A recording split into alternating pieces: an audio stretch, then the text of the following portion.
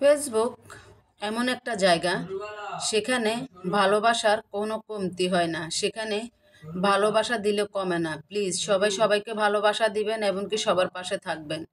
ইনশাল্লাহ আমি সবার পাশে আছি, আপনারাও থাকবেন। তো আমার কলিজার আপু ভাইয়েরা, আপনারা কেমন আছেন জানি। আলহামদুলিল্লাহ ভালো আছেন, আমিও আলহামদুলিল্লাহ ভালো আছি। আল্লাহ পাক ভালো রাখছে।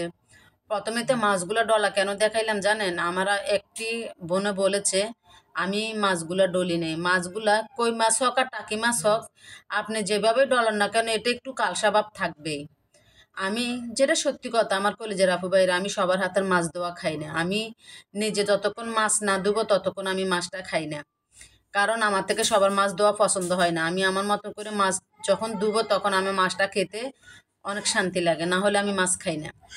তো এই যে আমার এই মাছগুলা পুকুরের মাছ, পুকুর থেকে আমার সেজো ভাইয়ে বউ, আমার বড় বোনে ধরেছে, সরি আমার বড় বোনে ধরছে সেজু ভাইয়ের পুকুর থেকে। পুকুরের টাটকা কই মাছ, শিং মাছ, এখানে মিশালি মাছ ছিল।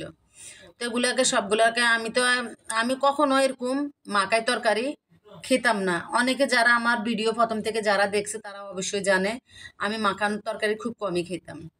আমি অনেক সময় ওরা সবাই যে মাখায় মাখায় তরকারি বসাই, তো আমি ভাবতাম আল্লাহ কেমন না কেমন জানি হয়। তো দেখলাম যে আমি একদিন ট্রাই করে দেখলাম যে মাখানো তরকারিগুলো কি আসলে কি মজা হয়। একদিন এরকম মাখাই তরকারি বসাইছি, মাশাল্লাহ এখন আমি এটার প্ল্যান হয়ে গিয়েছি। এখন আমি ছোট মাছ আনলে এভাবেই মাখাই বসাই, এভাবে রান্না করি। মাশাল্লাহ তরকারিটা অনেক কিন্তু স্বাদ হয়। তো মাছটা আমি এখানে একটু একটা দুটো আলু দিছি, কারণ ছোট মেয়েটা আছে, একটু দুটো তো আলু দিতেই হবে, ওই জন্য একটা দুটো আলু দিছি। এমনকি তিত করলাটা আমার বাড়ির তিত করলা, একটু তিত করলা ভাজি করলাম।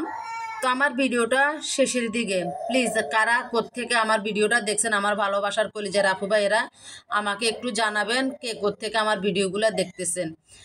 যদি কোনো অংশতে আমার ভিডিওটা ভালো লেগে থাকে অবশ্যই শেয়ার করে দিবেন, লাইক কমেন্ট করতে ভুলবেন না।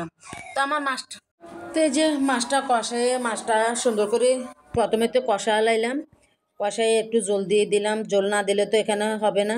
সুন্দর করে মাছটা বসাই দিছি। তো আপনারা যদি এভাবে না খাই থাকেন কেউ, এভাবে করে খেয়ে দেখবেন, আপনি এটা প্যান হয়ে যাবেন। মাশাআল্লাহ তরকারিটা অনেক মজা হয়। আর আমার তো এটা পুকুরের মাছ, মজা হওয়ার কথাই না। অবশ্যই এটা পুকুরের তরতাজা মাছ, এটা মজা হবে। ওই জন্য আমি এভাবে বসাইছি। আর অনেকে দেখেন আমি জেতা মাছগুলো আনলে আমি বাজি করি না। অনেকে দেখেন যে আমি জেতা মাছ, বেশিরভাগ জেতা মাছ নিয়ে আসি। আমি যাই খাই হালকা পাতলা একটু, যাই খাই রিজিক আল্লাহ যা রাখে জেতা মাছই রান্না করি। তো আমার ভিডিওটা শেষের দিকে, সবাই ভালো থাকবেন। আজ এই পর্যন্ত, সবাইকে আল্লাহ হাফেজ।